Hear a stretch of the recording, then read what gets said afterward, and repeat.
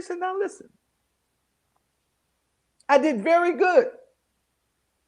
But if you do not worship it, you will be thrown immediately into this blazing furnace. Then, I like this part. Then what God will be able to rescue you from whose hand? My hand. Mm, mm, mm, mm, mm.